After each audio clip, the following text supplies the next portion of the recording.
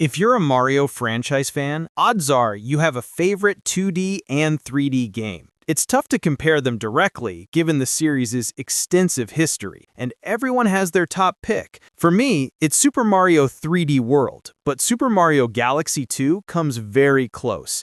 Nintendo was on a roll with 3D Marios after the polarizing Sunshine, and all the hard work on the first Mario Galaxy game culminated in Galaxy 2, which builds upon many of the same concepts and plusses them up. While the first Mario Galaxy game deserves a lot of credit, the sequel is one of the definitive 3D platformers to this day. Still a classic for a reason. 3D Mario games are my most replayed platformers, and it's not just because I like them personally. A ton of friends and family are eager to join in on the fun as well. I've had many side-by-side speedrunning races with friends in various Mario games, and although a few have fallen down the wayside due to platform availability, Nintendo typically comes through with a remaster or remake after a long wait. So why is a re-release of Super Mario Galaxy 2 such a big deal? Well, this is the first time it's been available outside the Wii platform, and it's too good to stay on a retro console. If you're unfamiliar with the Galaxy series, most of it takes place in space, and gravity-based platforming plays a huge part.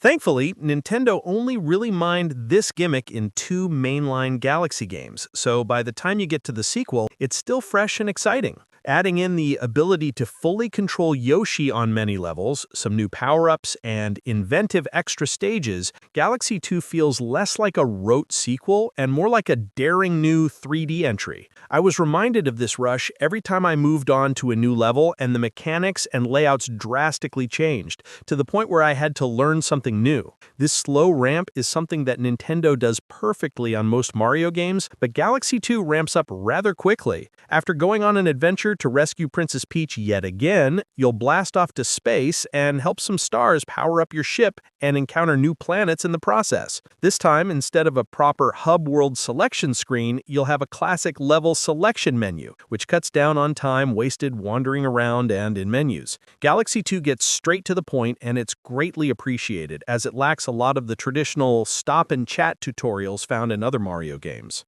I thought Galaxy 2 looked wonderful when it was released, and it still shines today, especially with its new coat of paint and upscaled visuals. It's a gorgeous game, supported mainly by its vibrant color schemes and excellent smooth design. IR pointer controls won't always shine. While this Switch 2 edition doesn't add much beyond enhanced visuals and some extra storybook lore bits, there is something that sticks out this time around: the IR motion controls. Galaxy 2 is designed with IR pointer controls in mind, and in TV mode, you can trigger them by aiming a reticle at the screen using your Joy-Con. IR controls govern the ability to fire off stars at the screen to stun enemies and manipulate Yoshi's tongue, the latter of which is required for some progression. The catch is that if you're on a Switch Lite or playing completely in handheld mode, you could have a lot of issues actually aiming it with gyro and touch controls, which are available. Even on a TV, my daughter had some issues acclimating to the pointer controls while playing in the co-op helper mode.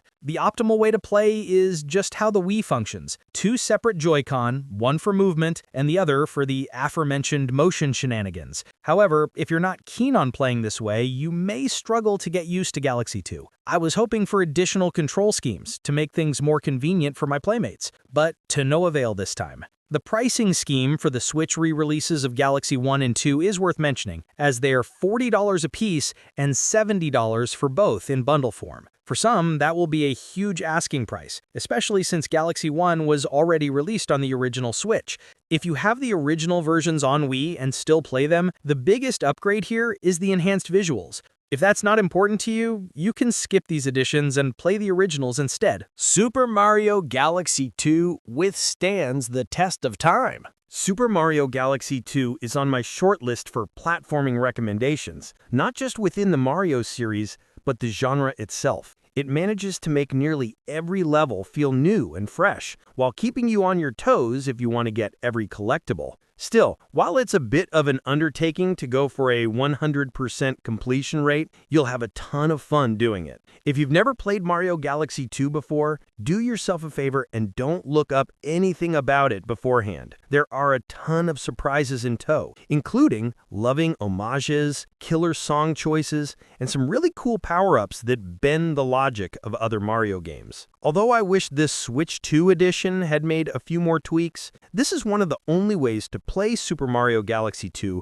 outside the original Wii hardware, because it was never included in the All-Stars package on the original Switch. For that reason alone, it's great to have one of the greats cemented in history on a modern platform.